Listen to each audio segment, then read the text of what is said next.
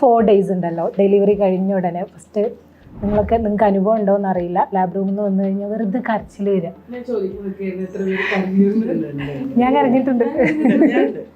കുട്ടിയൊന്ന് ചുമ്മാ കരഞ്ഞാൽ പറയും വിശന്നിട്ടായിരിക്കും.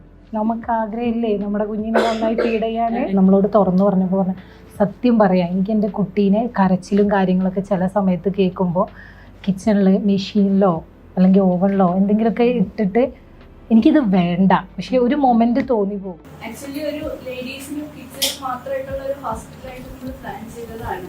കാരണം അവരെ എംപവർ ചെയ്യുക, അവർക്ക് വേണ്ട എല്ലാ സപ്പോർട്ടും ചെയ്തു കൊടുക്കുക എന്നുള്ളൊരൊറ്റ എയിമായിരുന്നു. പിന്നെ ലേഡീസിന്റെ എംപവറി ഒക്കെ വന്നു തുടങ്ങിയപ്പോൾ അങ്ങനെ അതും കൂടി ആയിരുന്നുള്ളൂ.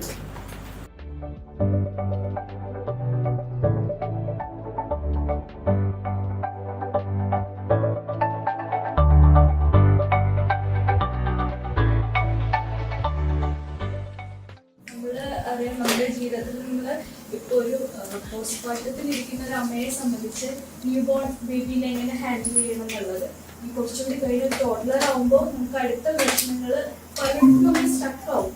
അത് കഴിഞ്ഞ് അഡോളസെന്റ് പീരീഡിലേക്ക് പോകുമ്പോൾ അവിടെയും നമ്മൾ അവരെ ഹാൻഡിൽ ചെയ്യാൻ കുറേ ഡിഫിക്കൽട്ടീസ് ഫേസ് ചെയ്യും. അപ്പോൾ ഇതിനെയൊക്കെ എങ്ങനെ ഒരു ബാക്ക് സപ്പോർട്ട് ഇല്ലാത്തവർക്ക് എങ്ങനെ ഇതിനെയൊക്കെ ഓവർകം ചെയ്യാം എന്നുള്ളത് മെയിനായിട്ട് ഇന്നത്തെ നമ്മൾ പോസ്റ്റ്മോർട്ടം ടൈമിൽ ഇരിക്കുന്ന അമ്മയ്ക്ക് വേണ്ടിയിട്ടുള്ളതാണ് ഉദ്ദേശിക്കുന്നത്. അപ്പൊ അതിനായിട്ട് ഇത് നമുക്ക് 2 ചീഫ് ഗസ്റ്റുകളാണുള്ളത്. അന്ന് സൈക്കോളജിസ്റ്റ് മുസൈനത്തായിരിക്കും ഇന്നത്തെ സെഷൻ ഹാൻഡിൽ ചെയ്യുന്നത്. പിന്നെ ഹെബനെ എല്ലാവർക്കും അറിയാൻ പരിചയപ്പെടുത്തില്ല. ഹെബ ഒരു സോഷ്യൽ മീഡിയ ഇൻഫ്ലുവൻസർ ആണ്, ഇൻസ്റ്റാ സെലിബ്രിറ്റി ആണ്. ഇപ്പോ ന്യൂസ് ഇൻസ്റ്റാ സെലിബ്രിറ്റി മോം നമുക്കിവിടെ നമ്മുടെ കൂടെയുള്ള അപ്പൊ ഹെബയുടെ എക്സ്പീരിയൻസും അങ്ങനെ എല്ലാം കൂടെ വെച്ചിട്ട് നമുക്ക് ചെറിയൊരു സെഷൻ. ഇപ്പൊ നമുക്കിവിടെ അധികം വന്നേക്കുന്നത് നമ്മുടെ ഷിഫ മറ്റേണൽ ഫാമിലിയിൽ മുന്നേ വന്ന് പോയവർ തന്നെയാണ്, അല്ലാത്തവർ വളരെ കുറച്ച് പേരുള്ളൂ. അപ്പോൾ എല്ലാവരും വന്നതിൽ വളരെ സന്തോഷം. ഞാൻ ആദ്യമായിട്ട് നമ്മുടെ ക്ഷണം സ്വീകരിച്ചു വന്ന സൈക്കോളജിസ്റ്റ് മുസൈനത്തെ ഹാർദമായി സ്വാഗതം ചെയ്യുന്നു. ഞങ്ങളുടെ ഇൻവിറ്റേഷൻ സ്വീകരിച്ച് ഇതൊരു സക്സസ്ഫുൾ ആക്കാൻ വന്ന നിങ്ങൾ ഓരോരുത്തരെയും ഞാൻ ഇതിലേക്ക് സ്വാഗതം ചെയ്യുന്നു. ഇതെനിക്ക് സംസാരിക്കാൻ വന്ന കാര്യം ഞാൻ നിങ്ങളെ സംസാരിപ്പിച്ചത് ശരിക്കും എന്താണോ, നമ്മളിപ്പോൾ ഏത് കേസും ഞാനൊരു ഫാമിലി തെറാപ്പിസ്റ്റാണ്, അതുപോലെ ചൈൽഡ് തെറാപ്പിസ്റ്റാണ്. നമ്മൾ ഓരോരുത്തരും യുണീക്കാണ്. എവിടെ പോലെ ആയിരിക്കില്ല അടുത്ത ആള്. എനിക്കൊന്നും പരിചയപ്പെടുത്തിട്ടുണ്ട്, അല്ലെങ്കിൽ ഞാൻ ഹെബ മാത്രം പറഞ്ഞു.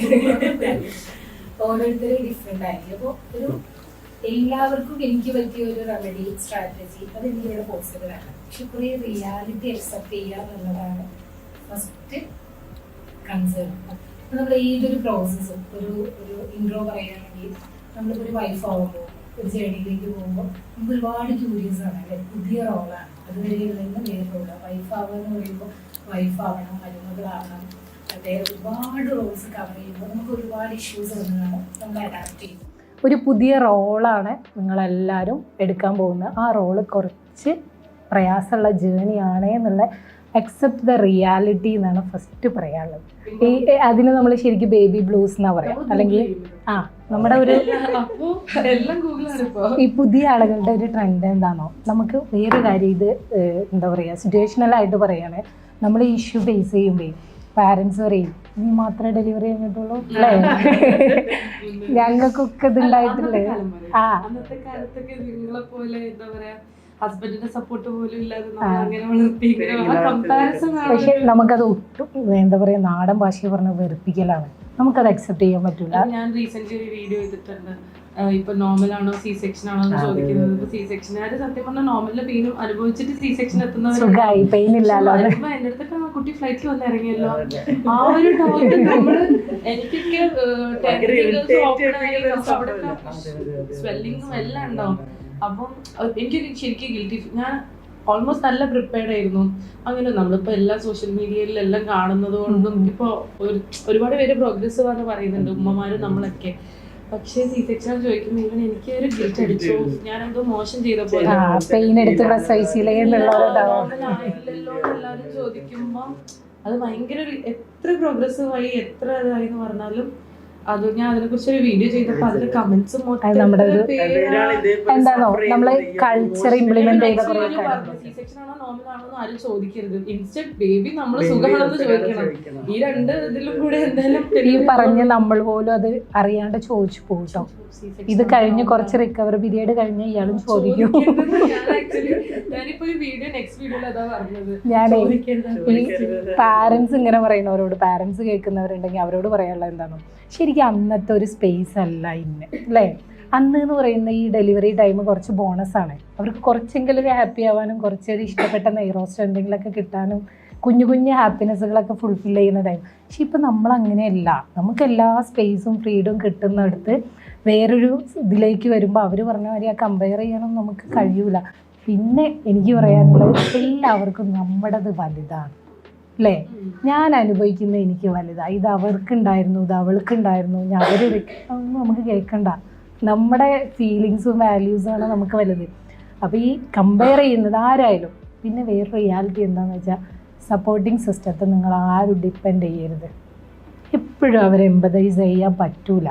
കാരണം നമ്മൾ എമ്പതി വേണം എന്നെ മനസ്സിലാക്കുന്ന ഹസ്ബൻഡായാലും എല്ലാം അറിയുന്ന ഹസ്ബൻഡായിരിക്കും. പക്ഷെ നമ്മുടെ ഫീലിങ്സ് ചിലപ്പോൾ അതുപോലെ അവർക്ക്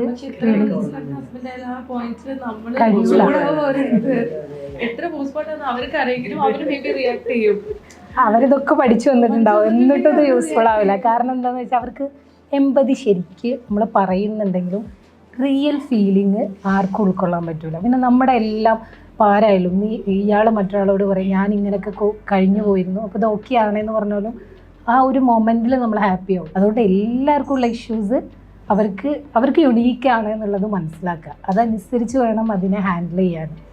കുട്ടിയൊന്ന് ചുമ്മാ കരഞ്ഞാൽ പറയും വിശന്നിട്ടായിരിക്കും. നമുക്ക് ആഗ്രഹമില്ലേ നമ്മുടെ കുഞ്ഞിനെ നന്നായി ഫീഡ് ചെയ്യാൻ. എനിക്കിപ്പോ ഓവർ ഫീഡിങ് പ്രശ്നമായിരുന്നു. 2 hours ഇവര് പറയുമ്പോൾ ഞാൻ ഈ അലാറം വെച്ച് 2 hours പിന്നെ ലാസ്റ്റ് ഡോക്ടർ പറയും ഓവർ ഫീഡിങ് ആയതുകൊണ്ടാണ് വോമിറ്റ് ചെയ്യുന്നത്. ഈ ഒരു കൺസേണെ നമ്മൾ ഈ പോസ്റ്റ്മോർട്ടം ബ്ലൂസ് കഴിഞ്ഞാൽ പിന്നെ നമുക്ക് ഫീൽ ചെയ്യുന്ന, ഇപ്പോൾ ഹെബ പറഞ്ഞ പോലെ പോസ്റ്റ്മോർട്ടം OCD. അതായത് എൻ്റെ കുഞ്ഞിന് ഇൻഫെക്ഷൻ വരുമോ, അങ്ങനെ തൊടല്ലേ ഇങ്ങനെ തൊടല്ലേ, യൂറിൻ പാസ് ചെയ്തില്ലെങ്കിൽ ഇഷ്യൂ ഉണ്ടാവും, വൊമിറ്റിൻ്റെ ക്വാണ്ടിറ്റി കൂടിയാൽ ഇതെന്തെങ്കിലും ഇഷ്യൂ, കൈ ഇവിടെ വെച്ചോ. പിന്നെ എന്താണോ നമ്മൾ അറിയേണ്ടത്, നമുക്ക് ഇൻട്രാക്ട് ചെയ്യാം കേട്ടോ. നമുക്ക് ഒരുപാട് പറയാനുണ്ടാവും. ജസ്റ്റ് ഒരു ഐഡിയ ഞാൻ പറഞ്ഞുതരാം എന്താ നമുക്ക് സംഭവിക്കുന്നത്. ഡെലിവറി കഴിഞ്ഞ് കഴിഞ്ഞാൽ നമുക്ക് ഉണ്ടാകുന്ന ഒരു ബേബി ബ്ലൂസ് ഉണ്ട്. അതെല്ലാവർക്കും ഉണ്ടാവും. ശരിക്കും ഗൂഗിൾ ചെയ്യുമ്പോൾ നിങ്ങൾക്ക് ഇതിനെക്കുറിച്ചൊക്കെ ധാരണയുണ്ടാവും. പക്ഷെ എല്ലാം അറിയുന്നുണ്ടാവും. എന്നാലും ഞാനെങ്ങനെയാണ്, ഇതാണ് നമ്മുടെ ഡൗട്ട്സ് വരുന്നത്. ഒരു 4 days ഉണ്ടല്ലോ ഡെലിവറി കഴിഞ്ഞ ഉടനെ ഫസ്റ്റ് നിങ്ങൾക്ക് അനുഭവം ഉണ്ടോ എന്നറിയില്ല, ലാബ് റൂമിൽ നിന്ന് വന്നു കഴിഞ്ഞാൽ വെറുതെ കരച്ചിൽ വരിക. ഞാൻ കരഞ്ഞിട്ടുണ്ട്. ഞാൻ മനസ്സിലെങ്ങനെയാ പക്ഷെ ഇമോഷണൽ ഫീവറോ അല്ലെങ്കിൽ യൂറിൻ പാസ് ചെയ്യുന്നില്ലെന്നോ ഒരു യെല്ലോ കാണാന്നൊക്കെ പറഞ്ഞാൽ നമ്മള് കാര്യം. എനിക്കിപ്പോ ഡീഹൈഡ്രേഷൻ ഫീവർ ഉണ്ടായിരുന്നു, പക്ഷെ ആ നേഴ്സ് അപ്പൊ സപ്പോർട്ട് ചെയ്ത് ദേവി അടുത്ത് വന്ന് നമ്മളെ അടുത്തേക്ക് വെക്കുമ്പോൾ നമ്മളൊന്ന് ഓക്കെ ആവും. അതായത് നമ്മുടെ പോസ്റ്റ്മോർട്ടം OCD എന്ന് പറയും. കാരണം നമുക്ക് ആ ഓവർ കെയർ, നമുക്ക് പ്രഷ്യസ് ആയ ഒരു സംഭവം നമ്മുടെ അടുത്ത് ഉണ്ടാകുമ്പോൾ അത് ഇത് ടെമ്പററി കേട്ടോ. Postmortem OCD temporary. കാരണം നമ്മൾ ആ കുട്ടീനോടുള്ള ഓവർ പൊസസീവ്നെസ് കാരണം ഇയാൾക്ക് മറ്റുള്ളവർ ടച്ച് ചെയ്യുമ്പോഴേ മനസ്സിക്ക് ഫീൽ ചെയ്യും നീറ്റായിരിക്കും. അതും കോമൺ ആണ്.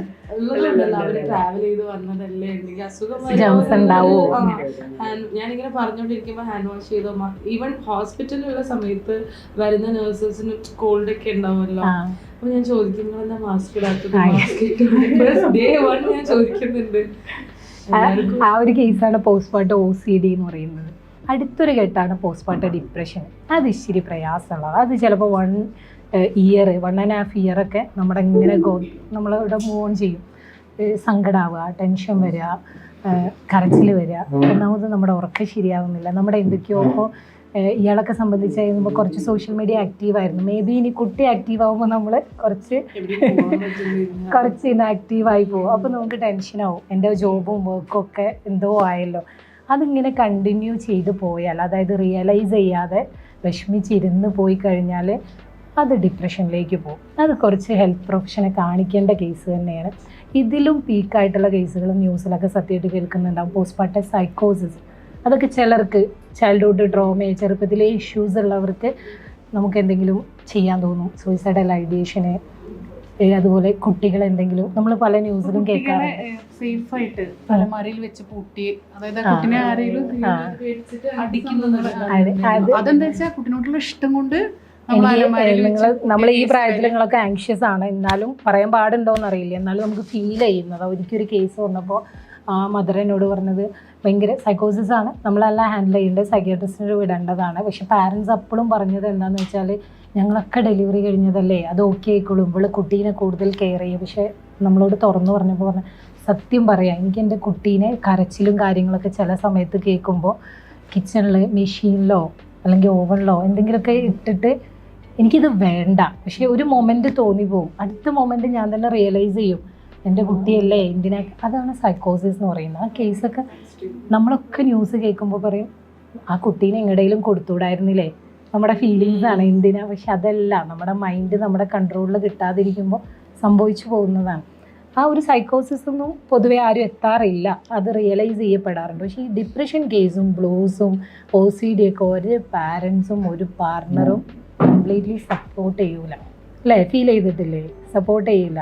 എങ്ങനെ ജേണി മുന്നോട്ട് പോകാമെന്നറിയണമെങ്കിൽ നിങ്ങൾ ഓരോരുത്തരെയും പരിചയപ്പെടണം. നിങ്ങളുടെ സ്റ്റേജ് ഇപ്പം എന്താണെന്ന് അറിയണം.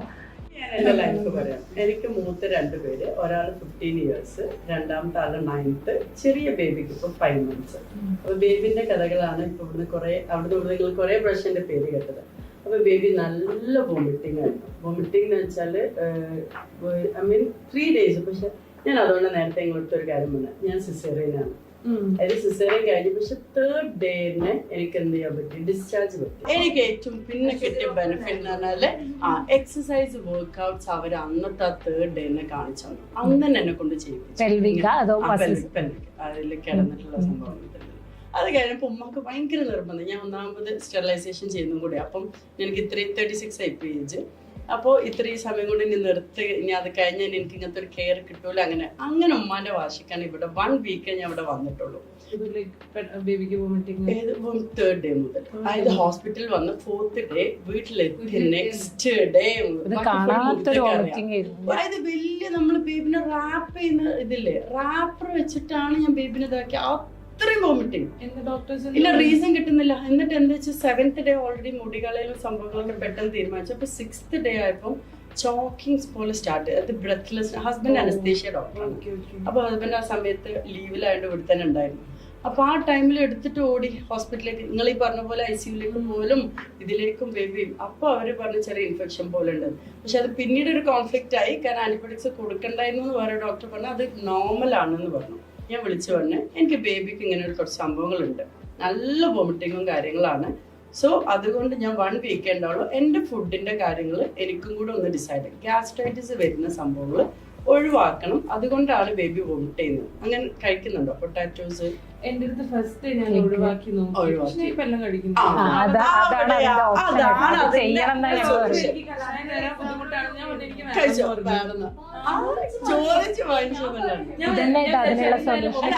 എന്നെ ഡോക്ടർ വിളിച്ചിട്ട് പേഷ്യന്റ് പേര് പറഞ്ഞല്ലോ കേട്ടോ. എന്നോട് തന്നെ ഒരു പേഷ്യന്റ് വന്നിട്ടുണ്ട്, നിങ്ങൾ അതേ കേസ്. അപ്പൊ പിന്നെ കുറെ പറഞ്ഞു. ഞാൻ സംസാരിക്കാം, ഫോണ് കൊടുക്കുക.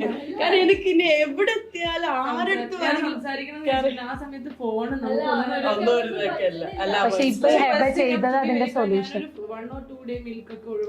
മിൽക്ക് ഒഴിവാക്കാൻ പറഞ്ഞു. അതേപോലെ എനിക്ക് ഏറ്റവും ഇഷ്ടമുള്ള സാമ്പാറാണ് ഇഡ്ഡലി സാമ്പാർ.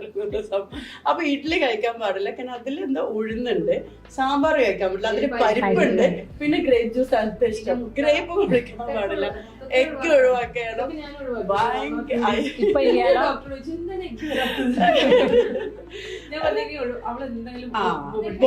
അത് ആക്സെപ്റ്റ് ചെയ്യാ, അത്രേ ഉള്ളൂ. അതാണ് നേരത്തെ മുസ്ലിം മാം പറഞ്ഞത്. ഒന്നും നോക്കണ്ട, എന്താണോ അതിൽ വരുന്നത് അത് നമ്മൾ റിയാലിറ്റി ആക്സെപ്റ്റ് ചെയ്ത് കൊടുക്കുക. അതിന്റെ മെഡിസിൻ എല്ലാ ഫുഡും പാരന്റിങ്ങില് മക്കള് കരഞ്ഞാ എടുക്കണം.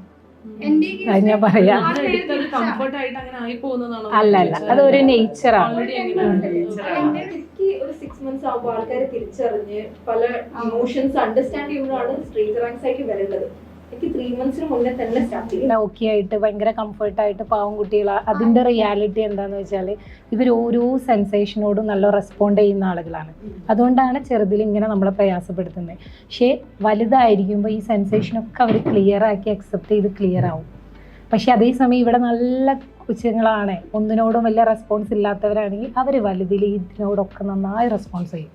ഞാൻ വിചാരിച്ച ഈ കുട്ടി ജീവിക്കും എങ്ങനെ, എനിക്ക് എന്തെങ്കിലും സംഭവിച്ചാൽ കുട്ടി എങ്ങനെ സർവൈവ്. നീ ഇല്ലെങ്കിലും ഓക്കെ ആയിരിക്കും. എന്റെ 3 മക്കളിലെ ഏറ്റവും ഇപ്പൊ 14 years ആൾക്ക്, രണ്ടാമത്തെ ആൾക്ക്. പക്ഷെ ഏറ്റവും കൂടുതൽ ഏബിൾ ആയിട്ടുള്ള ആള് അങ്ങനെ ഒരു അറ്റാച്ച്മെന്റ് പ്രശ്നം പൊതുവെ ആരോടും അത്ര ഒരു ക്ലോസ് അറ്റാച്ച്മെന്റ് ഭയങ്കര ഇത് ഇല്ലേ, അങ്ങനെ ഡിപ്പെൻഡൻസി ഇല്ലാത്ത ഒരാള് അവളാണ്.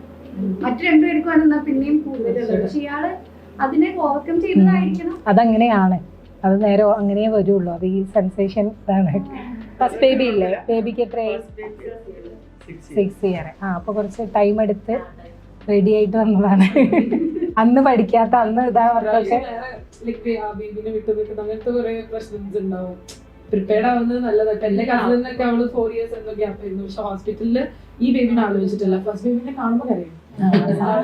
സ്പെൻഡ് ചെയ്യാൻ പറ്റുന്നില്ല. അങ്ങനെ കുഴപ്പമൊന്നുമില്ല. 6 months ആയപ്പോഴും ഞാൻ പോകാൻ തുടങ്ങിയായിരുന്നു. പിന്നെ പഠിക്കാനൊക്കെ പോകുന്നു. അപ്പൊ അവനൊരു പ്രശ്നമില്ല, എനിക്ക് പ്രശ്നമില്ല. ഇപ്പൊ സെക്കൻഡ് ഒരു ഫസ്റ്റ് ഇയർക്കൊക്കെ ഒരു തോട്ട് ഉണ്ടാവും. സെക്കൻഡ് ആയപ്പോ എന്താ ഫീലിംഗ്?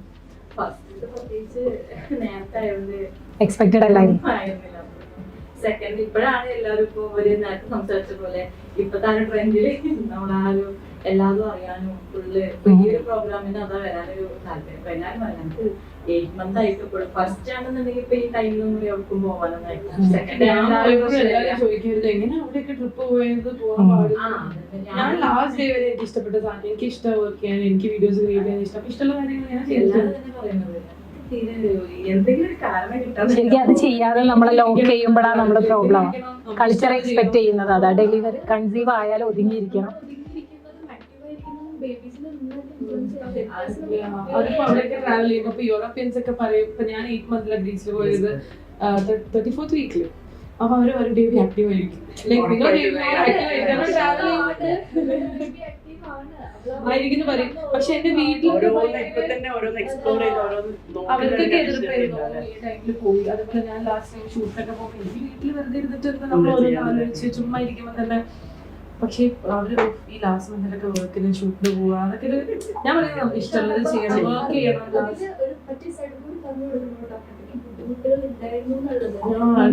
ഞാൻ ആക്റ്റീവ് അല്ലേ ഇത് ഒരു 4-5 months അങ്ങനെയാണ് ഒരുപാട് ഫോളോവേഴ്സ് ഗെസ് ചെയ്തത്. നമ്മൾ ഈ മീഡിയയിൽ കാണുന്ന ഒരു ഹാപ്പിനെസ് മാത്രമാണല്ലോ ഇത്. ഹാപ്പിക്ക് ഒരു കുഴപ്പമില്ലല്ലോ. വോമിറ്റിങ് എനിക്ക് കുഴപ്പമില്ലാത്ത സംഭവങ്ങളൊന്നും ഇല്ലായിരുന്നു. പിന്നെ 2 months ഇവിടെ ഉണ്ടായിരുന്നില്ല. എനിക്ക് ആ ഒരു 5-6 months ഭയങ്കര ഹോറിബിൾ ആയിരുന്നു. ആക്ച്വലി പാർട്ട്നേഴ്സിനെ കൂടെ നമ്മളിതിൽ ആദ്യം ഇൻക്ലൂഡ് ചെയ്യണമെന്ന് എവിടെ ഒന്നും ചെല്ലുമ്പോൾ സപ്പോർട്ട് ചെയ്യുന്ന കണ്ടിട്ട് ഞാൻ വിചാരിച്ചു. പക്ഷെ അത് കിട്ടാത്തവർ കുറെ പേരുണ്ട്. അതുകൊണ്ടാണ് ഞാൻ ഈ ടോപ്പിക് ചൂസ് ചെയ്യുന്നത്. ഞാൻ എസ്സിനെ വിളിച്ചപ്പോൾ അതാ പറഞ്ഞ പാർട്ട്നേഴ്സ് ഉണ്ടെങ്കിൽ സപ്പോർട്ട് ചെയ്തില്ലെങ്കിലും അത്യാവശ്യം അവെയർ ആവുമല്ലോ. ചിലർക്കൊന്നും അവെയർ അല്ല. പാരന്റ്സ് ആയിക്കോട്ടെ, ഇത്രയും പേര് നമ്മുടെ മുമ്പിൽ ഉണ്ടായിരുന്നു. എനിക്ക് അങ്ങനെ സപ്പോർട്ട് കിട്ടാതിരുന്ന ഒരാളാണ്. അത്യാവശ്യം നന്നായിട്ട് സ്ട്രഗിൾ ചെയ്തിട്ടുണ്ട്. പക്ഷെ ഇതിനെക്കുറിച്ച് കുറച്ചൊക്കെ അറിയാവുന്നത് കൊണ്ടും എങ്ങനെയെങ്കിലും ഇതിൽ നിന്ന് റിക്കവർ ആവണം എന്നുള്ള ഒരു ഇതുകൊണ്ടും മാത്രം കയറി പോകുന്ന ഒരാളാണ്. അപ്പൊ ഇവിടെയും ഞാൻ അങ്ങനെ പലരും മീറ്റ് ചെയ്യാറുണ്ട്. അപ്പൊ അങ്ങനെയുള്ളവരാണ് നമുക്കൊന്ന് ബാക്ക് സപ്പോർട്ട് ഉള്ളവർക്ക് ഓക്കെ, അവർക്ക് അങ്ങനെ ഒരു സപ്പോർട്ട് ഉണ്ട്. ഇല്ലാത്തവര് എന്ത് ചെയ്യണം എന്നുള്ളത് ഇപ്പൊ കുറെ പേരൊക്കെ ഈക്വൽ പാരന്റിങ് പണ്ടൊക്കെ ഫ്രണ്ട്സുകളൊക്കെ നോക്കുമ്പോ അവരെന്നെ എല്ലാവരും കുളിപ്പിക്കും.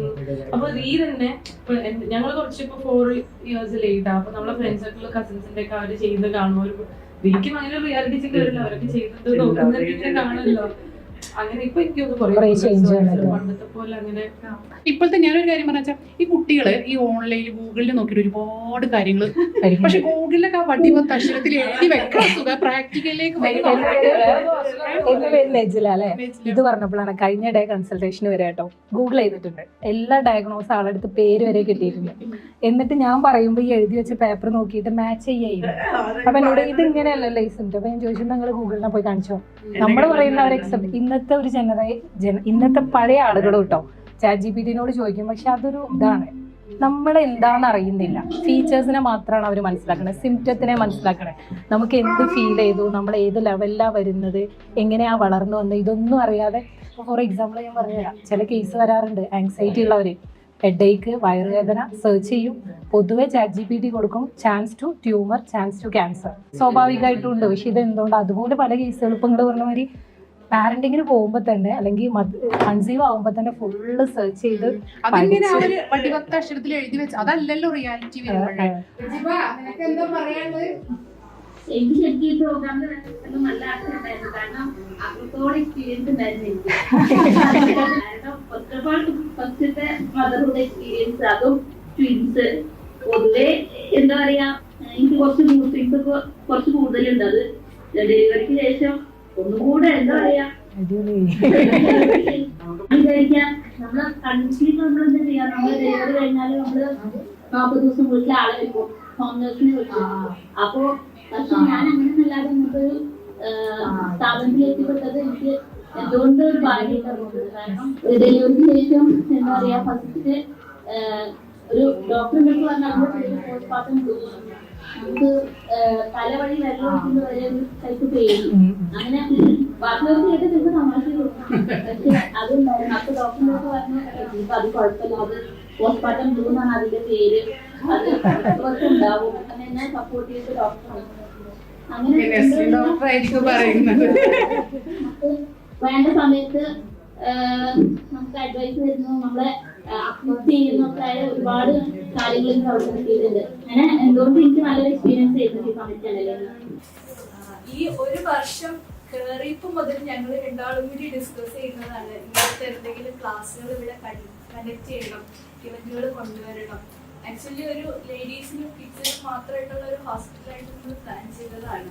കാരണം അവരെ എംപവർ ചെയ്യുക, അവർക്ക് വേണ്ട എല്ലാ സപ്പോർട്ടും ചെയ്തു കൊടുക്കാവുന്ന ഒരൊറ്റ എയിമായിരുന്നു. പിന്നെ മെഡിസിൻ എൻക്വയറി ഒക്കെ വന്നു തുടങ്ങിയപ്പോൾ അങ്ങനെ അതും കൂടി ആയിരുന്നുള്ളൂ. ഇത് പക്ഷെ ഈ 2 ദിവസം കൊണ്ട് ഞങ്ങള് കൂട്ടി ഒപ്പിച്ച പരിപാടിയാണ്.